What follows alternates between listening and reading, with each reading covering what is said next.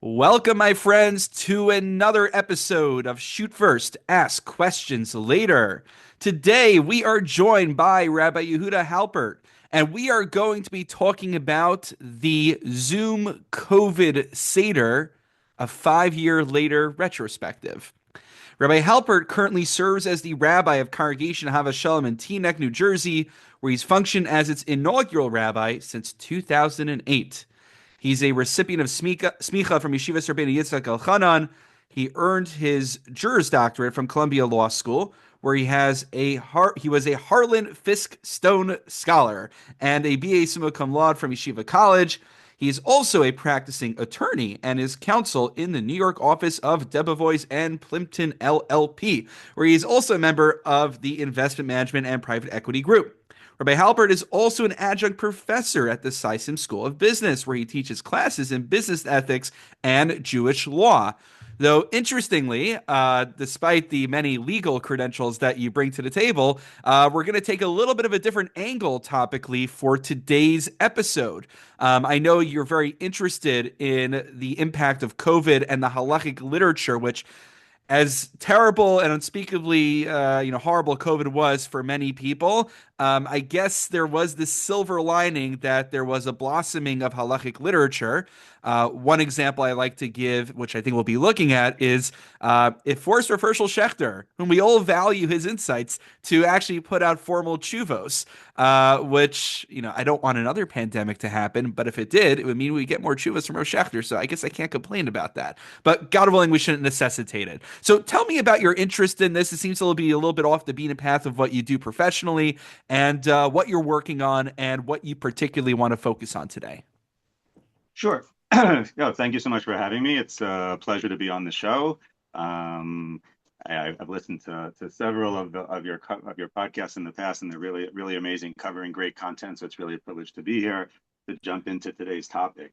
As you mentioned, COVID was a terrible time. It had many negative ramifications and manifestations, but there were certain interesting things that came from COVID. I think people will look back and think about the amount of halachic literature that was published in such a brief period of time, right in the midst of COVID, as each of the new halachic situations arose. The word unprecedented got thrown around so many times that it became almost a word. It was a meme, unprecedented. Everything was unprecedented. And in the reality, actually, there was tremendous halachic literature to relate back to. A lot of these things which we thought were unprecedented weren't really that unprecedented. But I had a specific interest in this topic, during that course, the first year of COVID, as a Rav of a congregation in Teaneck that was undergoing lockdown, we were dealing with how to be a rabbi in a community that you can't speak to directly, and you had to figure out ways to speak to indirectly, via Zoom, via printing and emailing different shiurim and stuff. So, I found that to be a very interesting dynamic relating to your community in this way. And now, 5 years later, kind of looking back, it's caused me to think back about some of those interactions. Which of those interactions actually created, positive room and positive potential? Which of those interactions were negative and are things that we should stay away from? And that's kind of been a perspective that I've been thinking about over the course of the last 5 years. This is the 5 year anniversary, and I happen to think that the Pesach Zoom Seder controversy is an interesting moment in time to look at and think about in terms of so many aspects of the overall COVID experience. So, with your permission, I'd like to kind of jump in, and I'll give the trigger warning here that people hear COVID and they're like, "Oh my God, I don't want to think about that." Well, I think we're going to have a great conversation here. If you were COVID exhausted, don't worry. This is within the context of COVID, but so much of this is well beyond COVID and kind of relates to so many different aspects of our lives that I think we can move to a point where we can learn from the COVID experience without being, COVID So exhausted. I'm glad that you preemptively said that, because I think there was a point in like early mid 2021 where you get all these speaking requests from people who want to be scholar residents and like, okay, what are your topics? Well, COVID and this, COVID and that. I'm like, if I hear another person pitch COVID as a topic, it's an automatic disqualification. So I like what you're doing, which is we're going to, of course, talk about COVID, but with an eye toward what can we learn from it 5 years later? What are the broader implications? Yeah, no, exactly. And I'll throw in a quick pitch.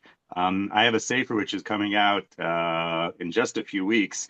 And one of the most difficult things that I had to deal with the publisher was getting over the hump. The Sefer is titled Speaking to an Empty Shul, and it relates to the drushos in my rabbinic diary of my year of COVID. And I really had to push past the publisher and explain that even though there's tremendous COVID fatigue, I think 5 years have passed and people will be interested in that topic. So maybe we'll talk about that a little later, but that's an Yeah, I issue think which one of has been the to me one of the interesting questions is which practices have remained. I made a big pitch. I forgot when I wrote the article, but a few years back, that when we learned how to streamline davening, maybe it doesn't have to be as brief and truncated as we did a Rosh Hashanah during COVID, but maybe we could learn ways to balance things and streamline and maybe have a little bit less tirchet sibura, which actually could increase the kavana. So that's something I like to think of. Like this is probably what you're focusing on, which is what are the broader takeaways that we can keep in place. right. Absolutely. Absolutely. That's actually a great segue to the Zoom Seder controversy because Zoom exploded during the times of COVID. And the question was, how is Zoom going to impact our religious interactions with HaKadosh Baruch Hu, with shul, with davening, with shiurim, with learning, with education, in so many different aspects? And the Seder, which is probably one of the, if not the highlight of the religious year, definitely in the top five of the religious year, could somehow Zoom become a new aspect of the Seder? And we could use this from a positive perspective to bring people to our Sedarim who maybe couldn't otherwise get there, could maybe somehow, incorporate other aspects of multimedia presentations into our Seder. We're always looking, my sister will use ketchup as the karpas to excite the kids. And there's Hmm. always so many different things. How can we do something different? Maybe Zoom could somehow change the Seder. So let's take ourselves back a few years and just remind ourselves where we were. So basically, 5 years from now, looking back 5 years, we're 2 weeks before Pesach. And obviously, COVID was huge, but you think back, it's always the little things that remind you of what was going on. In my personal mind, when I think of like what made me realize that COVID was real and oh my God, my life is changing here, it wasn't the fact that all my kids were home from school. There were two things. For a personal perspective, I walked into Stop and Shop and I went to buy ice cream and the shelves were empty. There was only 2 containers of ice cream. For Oh, me, that was huge. It was like, holy cow, this COVID thing is real. There's no ice cream at the store. And joking aside, I was talking to a friend and he told me that in 2 weeks from now, his mother, who unfortunately was living alone in Queens, was going to participate in their Seder over the phone and that he had gotten a psak from Rav Schechter that was okay. And that was mind blowing because there had been so many different psakim and so many different halachic nuances that had been related to every aspect. But the fact that my friend was telling me that here, this is a Muslim of a university, his father was a rabbi, and his mother is going to participate in their Seder over the phone, and he had a psak from Rav Schechter, that was like, okay, everybody, hold the phone. COVID is changing the world. so And that's an that interesting point. This isn't someone who's maybe becoming a Baal Tshuva. They're not really observant, so we have to figure out a das yachid to rely on. But these are people who are very from observant people who are very careful and meticulous about halacha. But it's a true shas adchak. It's extenuating circumstances, and even those who are very devout may need some leeway.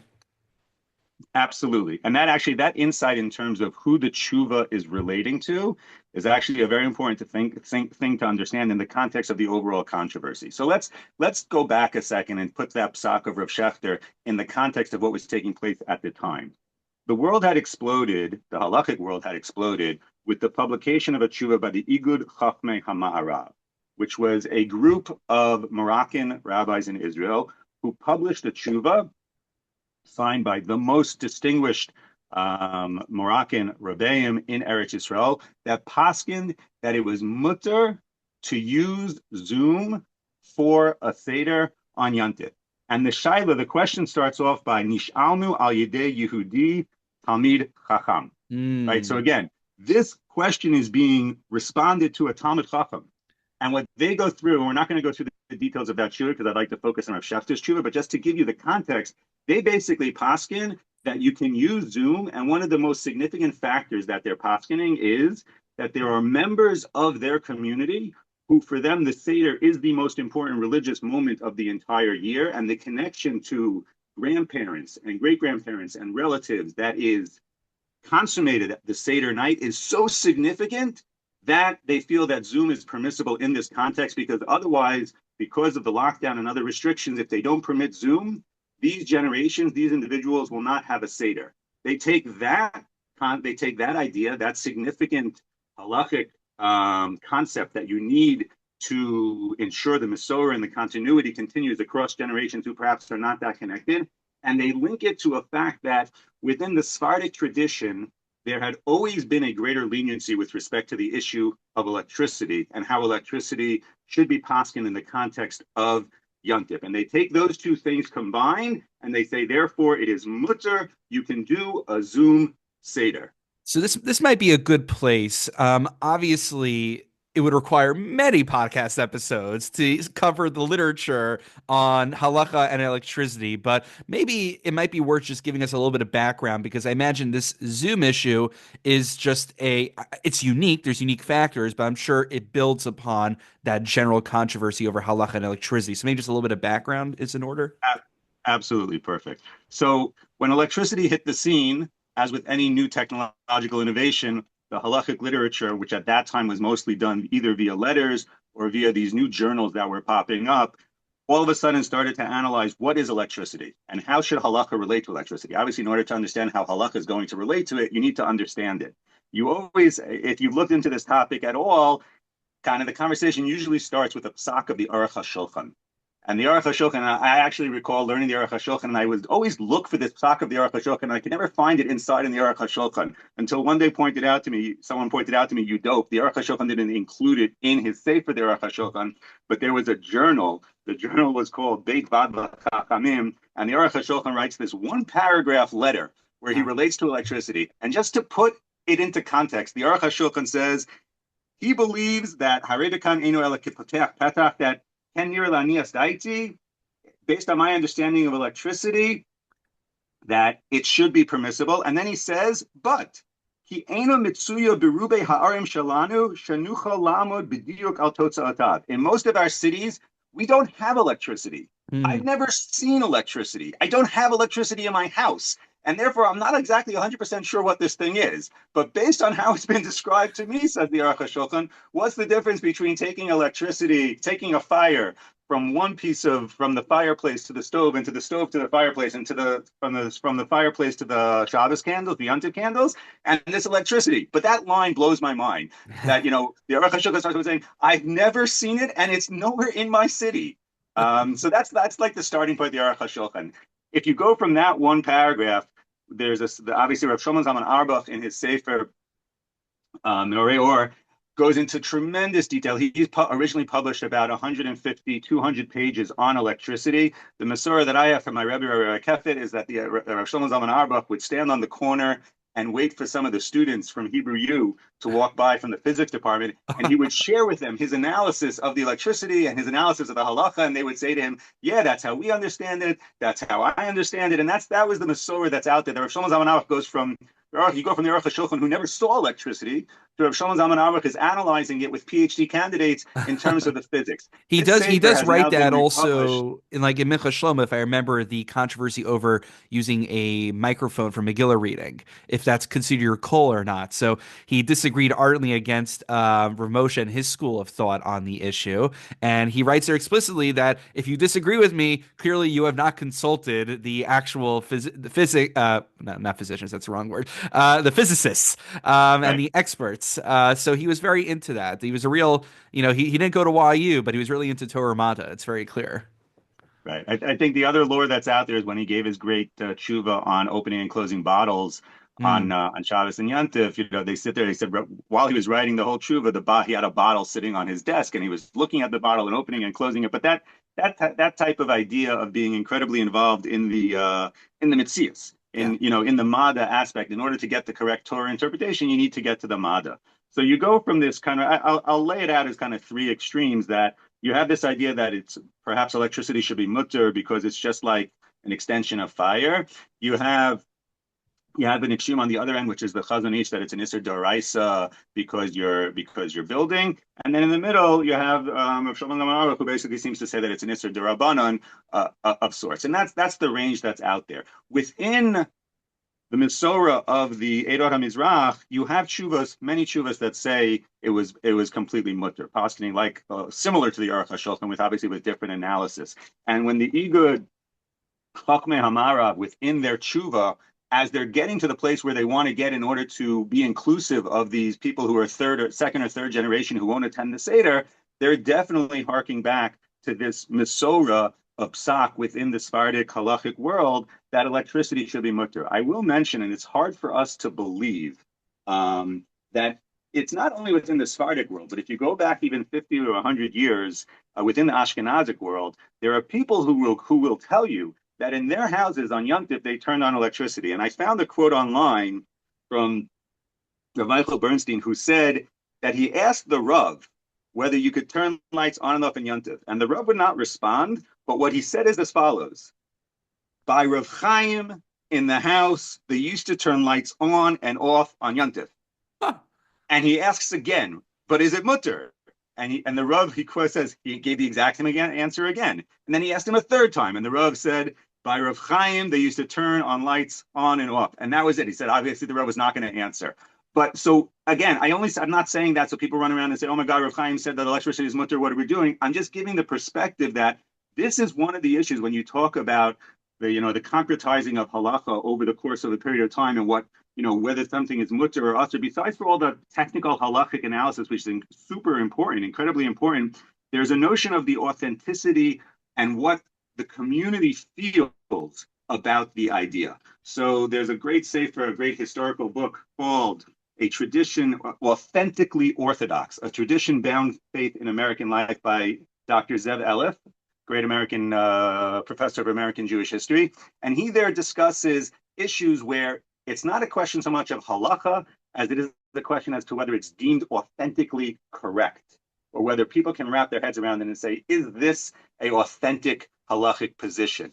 And I think this is a perfect example of that, where irrespective of where it comes out halachically, the community, the greater Jewish community looked around and said, Shabbos and Yom Tov will not be Shabbos and Yom Tov if we use electricity. Right. And you can think back about Rav Moshe's tshuva on the Shabbos clock and how we weaved in where some things we have done and some things we haven't done. But Shabbos would disappear if we were all somehow using electricity and using Zoom on Shabbos. And therefore, irrespective of the halachic analysis, the community, Pukchazi, look around, look how the community paskin, the Jewish community paskin, that electricity is usher. But so comes along the Igud and says, yes, that's generally true, but during COVID, quote unquote, unprecedented times, what's going to happen to the community? We are going to paskin, we're going to use that halachic basis, couple it with the sociological need, and we're going to paskin that Zoom is mutter, and that because we live in the 21st century, they paskin that in about 10 minutes. That tshuva went all over the internet. I remember, yes. And it went wild, I mean, I was scratching my head. I'm like, who's this Igud Chachmei Hamarav? I've never heard of them. Those were the first. That's just the concern to me. Who is this organization? Who are these people? But then you looked at the signatories, and these are big time. These were big time. Now, then after it went public and after it went viral, of the 18 signatories, a few backed out. Someone pulled out. But at the end of the day, this was the psak. This is probably maybe an interesting topic for you for another day. I'm not qualified to speak on Eidot HaMizrach and on the Sephardi scene. But don't worry, our next episode is actually going to be a Sephardic rabbi talking about Pesach, which somehow I do that every year. I don't know why it's Pesach, but no, I do know. That's the pull. It's the pull of the kitnios. It's the pull of the kitnios. Yes. So Rabbi Benny Lau, in his great work on Rav Ovadia Yosef, points out, and his thesis throughout is that what Rav Ovadia was doing, he was doing two things simultaneously throughout his life. He was from a perspective of outside the Sephardic world to the Ashkenazic world. He was saying, we need to go back to our roots. We need to go back to the Shulchan Aruch. The Shulchan Aruch is the key, and everything goes from the Shulchan Aruch. And we need to be machzir. We need to return to that.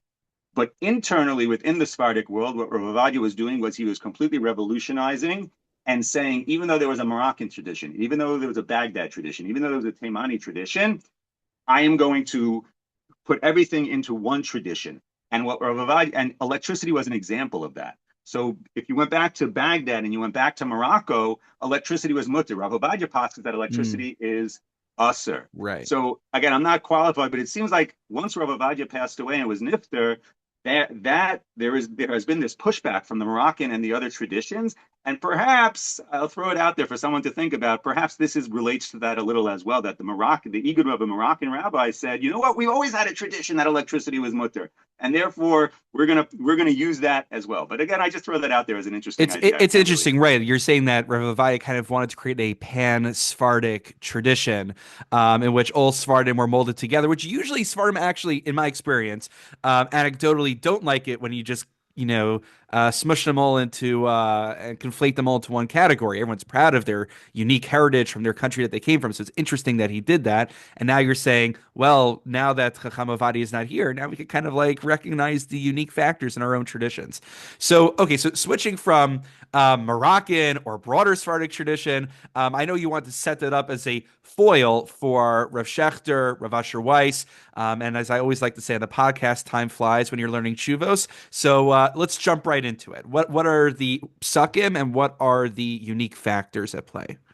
Great, great. So let me just set up the other factor for 1 minute, which is Rav Asher Weiss. Rav Hmm. Asher Weiss in a tshuva which is 4 lines long, titled Arichat Leil HaSeder Be'emtzat Zoom, setting up the Seder or running and organizing a Seder via Zoom. He paskins absolutely usher.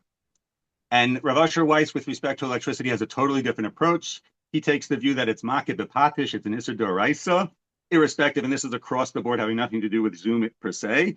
And he says, Ani gam choshesh me'od. I am very worried.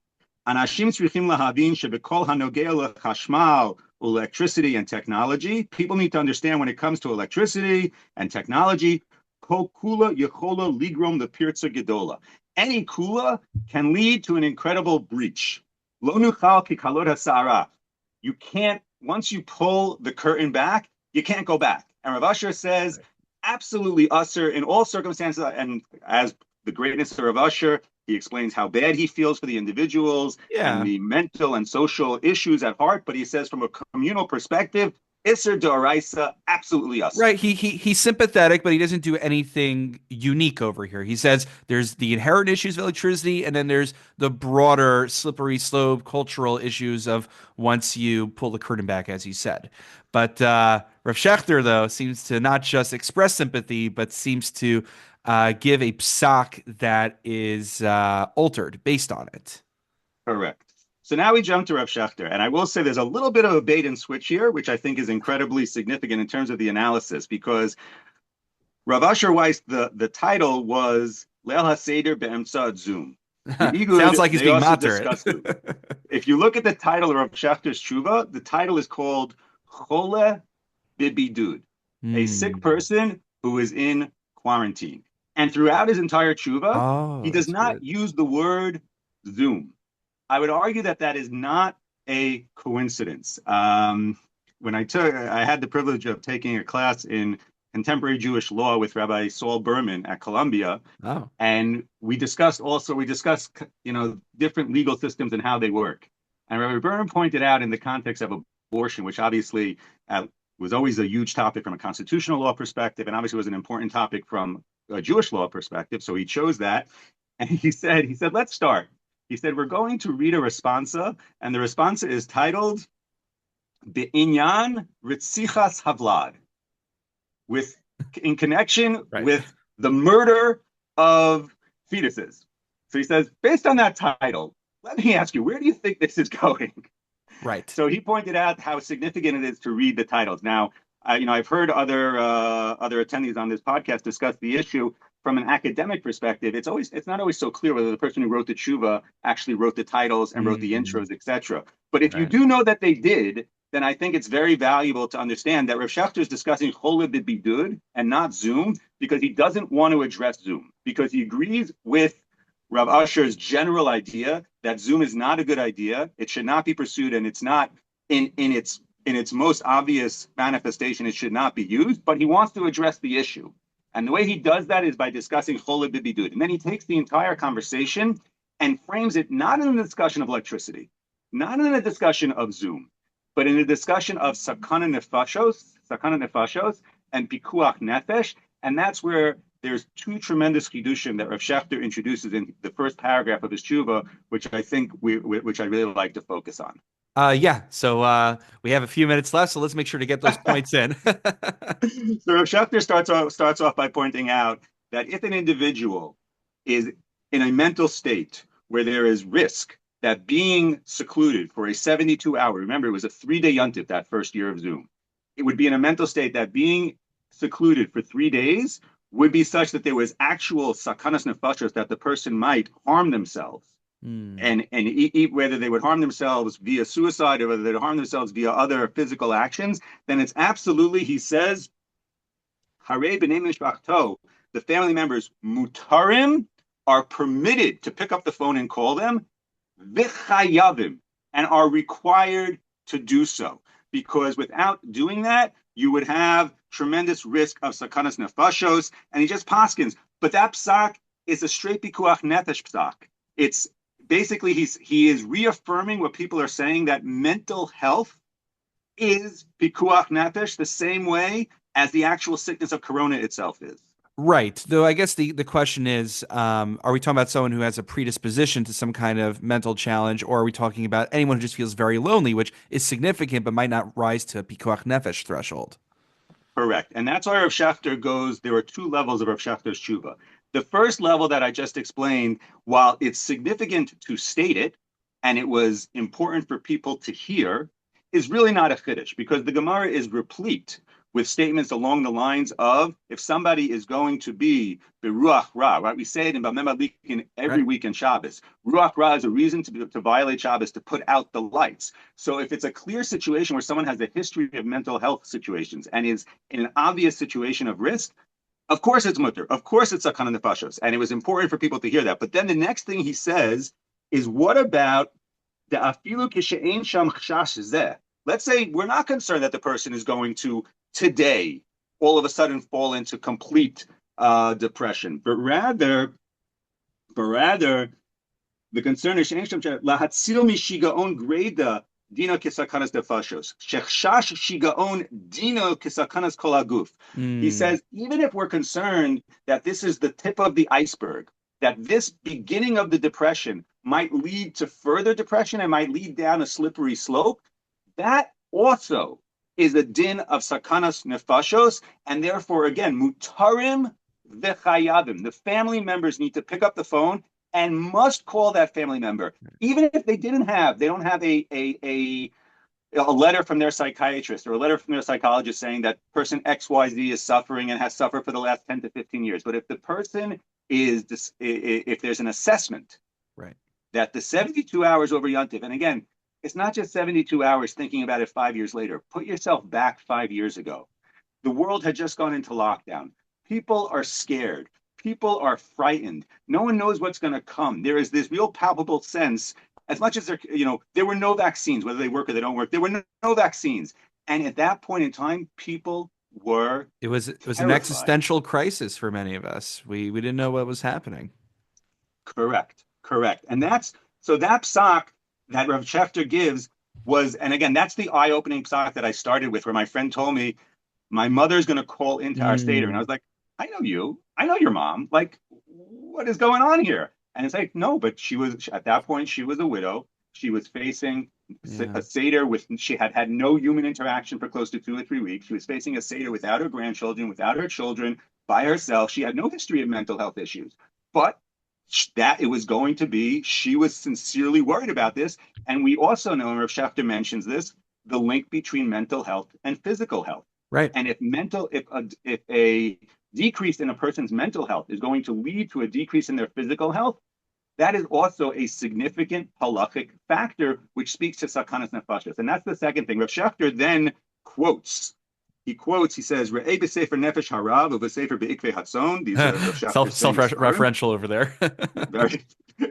When we used in law school, you used to do the citation checking. One of the things you were always warned about was, if the writer cites something, make sure that they're not citing themselves. And sometimes people would be creative that they would cite two or three Though I indirect should sources. defend, I guess, my sort of accusation over here, because I know that these chuvas were edited by Roshai Shachter and Rabbi Ari Leibowitz, I believe. So it's possible they added those citations in. I think that's right. I think that's right. And actually, but I will mention that the self-citation here I think is very significant because to prove this point about what we'll call indirect mental health considerations, not black and white mental health considerations, there is a vast halachic literature on this topic. So the Chassam Sofer already many, many hundreds of years ago discussed the issue of a child who needed to be Right. institutionalized but would have to eat not kosher food there. Yeah. And you can go back to many sources in the Gemara in Tanis, the Gemara in Brachos, that discusses this indirect linkage. Rav Shechter chose not to go in that direction. He could have obviously written encyclopedic tomes on all of those issues. Instead, he cites Rav Chaim Soloveitchik. He cites Rav Chaim, and he says that the kol shaharofim choshishim shema yitchazek chala b'meshech hayom tov, any individual who were concerned that the sickness, the mental health issues will continue and be exasperated over the course of Yontif, matzavo lihiyot safek sakana, and his matzav is a suffix of sakana, gam ke mutarim v'chayavim. I think what he's doing here, and putting myself in the shoes of a rabbi who was answering questions at that point in time, obviously the halachic basis was significant, but people were looking for reassurance that they were staying within the Right. Masorah. Right. And here you are, you're telling somebody who's never done anything on Pesach to pick up the phone and call. They needed reassurance that this was, as we started, authentic, that this was legitimate. So if Schechter says to the rabbis, who I think you had on Rabbi Leibowitz a few weeks back, who explained that Rav Schechter was getting these questions over and over and over and over again from all these different pulpit rabbis, which is why he finally put it in print. What Rav Schechter was doing is saying, when you call your congregant and say, listen, you can pick up the phone and call, you are consistent with the Rav and you are consistent with Rav Chaim Soloveitchik. This is a psak because that congregant is not interested in the Chassam Sofer. He's not interested in the Right. Divrei Uziel. He's not interested in the 27. He wants to know that he's within the Masorah. And Yeah. that's where Rav Schechter chooses to go this way. And it is incredibly important for the rabbis to be able to say, I spoke to Rav Schechter and he quoted Rav Chaim, and you should pick up the phone. You must pick up the phone. Right, right. You're gonna quote like some obscure source that you found in Beis Yosef somewhere. Like no one's gonna be like, "Oh, okay, that's some random rabbi I'm not familiar with." But anyone who's ever gone to yeshiva day school, high school education, you hear Reb Chaim. That's like the epitome of Frumkeit, essentially. So if Reb Chaim says it, I'm not gonna be better than Reb Chaim. So just with our 2 minutes left, so I like the distinction between how Rav Usher's tshuva is entitled about. It's about Zoom. It's about the technology. This tshuva is about the individual. Chas v'shalom, not to say that Rav Usher doesn't feel the pain of the individuals. He clearly expresses that. But the subject is about the person who might have mental health challenges. And the technology is just something that has to be dealt with as one of the factors. So what is the 5 year takeaway for us now? So there are so many 5 year takeaways, but I'm going to jump in. One 5 year takeaway is the understanding of our community and the beginning of destigmatization of mental health considerations and mental health considerations from a halachic perspective. And I'm going to try to prove that a little by showing the opposite. But during Corona or during COVID, we began to understand how significant mental health was across the board, from a physical perspective and qua mental health itself. And halacha and education, our schools began to take that seriously. And there became a shift from the old school view of, and I hope I'm not offending anybody by saying this, but kind of like this idea of back in the day, we walked to school uphill in the snow Right. both ways. We were tough back then, and you people, this is the weakest generation. You people are weak, and that's why, et cetera, to hold the phone. What you are doing there is you are reaffirming a stereotype that mental health situations are not real. Mm, And that for a moment in time, and I wish we had done more of it, but I think it's a point in time where we're going forward. For a moment in time, we said, you know what, mental health considerations are significant. They've always been viewed as significant within the halachic literature. We just didn't have the terminology. We right. had ruach ra. We always talk about cholim, but it's hard to see the whole of a mental health from a mental health perspective. So I think the 5 year takeaway in this tshuva of Rav Schechter, where he distinguishes between quote unquote, where you see it in front of you, where the person is standing on the George Washington Bridge versus someone who's just at home, but is really headed in that direction, that's just as significant as somebody who's fundamentally sick. I'll end off with this idea, which I think is important because it shows where we've come, but still that we have far to go. I don't know if I have another 90 seconds, Yeah. Go for it. 60 seconds. So Rav Yoel Katan in the back of the Ma'ayan, which is a publication put out by Shalavim, I'm sorry, by Machon Shlomo Omen, which is affiliated with Shalavim, he does quick summaries of different books that have come out. And he discusses a sefer called Avnei Derech, Chelek Esrim, it's Shelos Teshuvos in Israel. It's 20 volumes. We have no idea if its existence in the US, but it's 20 volumes. And the Rav there quotes a tshuva of a woman who had a terrible incident in the mikveh. And because of that, she doesn't want to go back to the mikveh, and she wants to be tovel in a yam, in the Kinneret, etc. Very complicated halakhic topic. But there's a footnote there by a Rav who says, I don't understand this whole analysis. The woman is a little scared of going to the mikveh, and because of that, we're going to do all these different halakhic things. Back in the day, people were strong, and they never would have taken this into account, and I can't believe you're even dealing with this issue. And the author of the Avnei Derech, to his credit, says, that's old school thinking, man. We're past that. This is a real halakhic issue. This woman's mental health is not because she's weak. This is a mental health consideration, and it needs to be taken into account into the halakhic literature.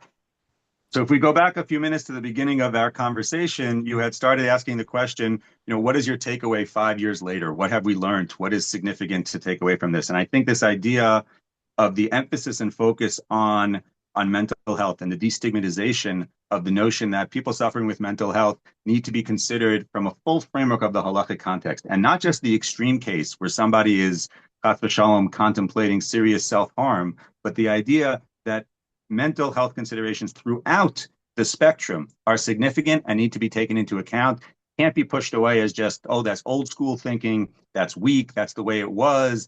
But rather, as Rav Shechter does, understand that there are these two levels. There's the clear and present danger of sakanas nefashos, but there's also the idea that mental health situations can spiral. And when you begin to go down that road, and if it's isolation for 24, 48, or 72 hours, that can spiral into something that takes weeks and months and eventually turns into what we, Rahman al-Islam, a terrible situation. So perhaps one of the takeaways from COVID is that we should continue to focus on mental health in all of its manifestations, in the schools, in the shuls, in the community. And by destigmatizing this topic and bringing it to the fore, we can really benefit our community at large, and make sure that halacha is properly taking these issues into consideration. That is a really important message that I think has emerged from much of the literature, and Rav Shechter in particular. And just, Rabbi Halpert, remind us again. So you said you have a sefer coming out on this general topic. What's the name of it? Where can we look out for it? If there's a link available already, I'm happy to put it in the show notes. So let our listeners know where we can find out more of your Torah. Sure. So thank you so much. So the sefer which is coming out is called Speaking to an Empty Shul, Timeless Lessons from Unprecedented Times. It's being published by Mosaica Press. The link will be available in just a week or two. It is literally right now on a slow boat from China. The books are on the boat from China. Oh, wow. Mine came from Eretz Yisrael. They must have found a different, I guess it's cheaper in China. That makes sense. Cheaper in China, but hopefully I won't get hit with the tariffs as they come into the port. But I'd like to emphasize that although the framework of the Sefer is Corona, and it's definitely a rabbi's diary of that first year of Corona, I would not call it a Corona Sefer. It's not 52 drushas regarding Corona. What it does is it takes us through that first year, which was an incredibly variant and fascinating and difficult and complicated year in terms of Black Lives Matter, in terms of the first Trump election, the Capitol riots, the lockdowns, the emergence from lockdowns. And there were so many different fascinating communal issues that occurred during the course of that year. And that's what I try to do during the Sefer, because obviously I wasn't giving drushas in shul. So instead what I did was I was emailing and WhatsApping these drushos. And actually this kind of quirky thing that occurs, I was sending voice notes. To the community, and I found the voice notes 3 or 4 years later. Within the Sefer, you can link. There's a QR code to the voice note, and if you're really interested, you can compare the written drasha to the oral drasha. And Professor Mark Saperstein, in his various sparrim on sermons during time of war, sermons during the last, he has fascinating books. He discusses what a sermon is versus what a lecture is versus what a shir is. And you can never really compare the written product to the oral product.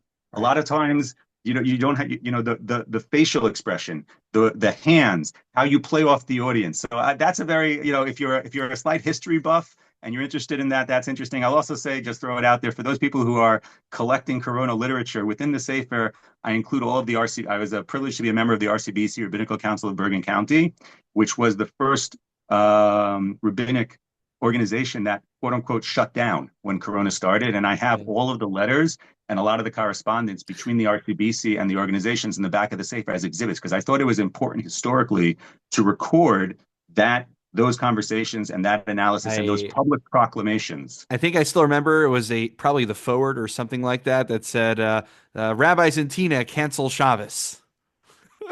You Yes. gotta And, leave it to and them to spin it that way.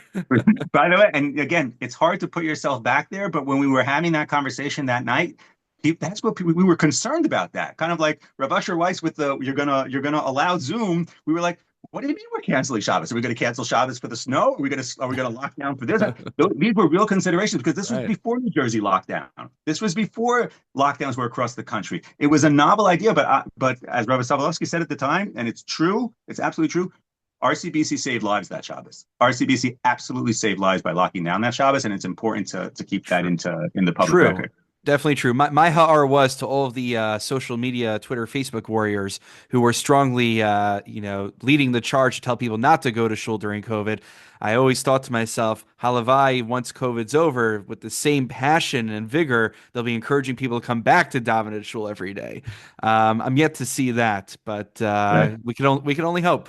We can So only, Rabbi on Halpert, that yeah. point, I'll actually give one last plug, which is that on the week of April 21st, Tradition Online and the Tradition Podcast will be holding. There'll be 4 days. Each day there'll be a two or three essays which will be dropped online, and then there's going to be a podcast. And one of the discussions of the essays and the podcast is 5 years later, religiously, have people come back to shul.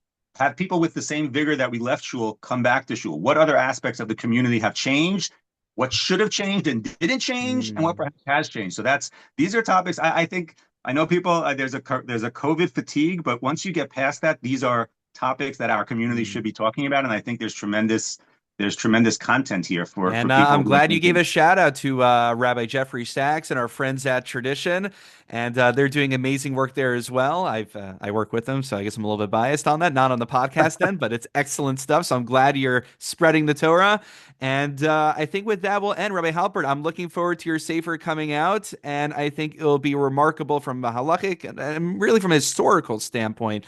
So I encourage our listeners. It might be too early to put it in the show notes, but certainly check out Mosaica, check out Amazon, wherever it can be found. Thank you so much, Rabbi Halpert, for your time and expertise. Thank you so much, Ray Kurtz. Thank you for this initiative of the Shoot First podcast. It's a great benefit and value to our community. Thank you so much.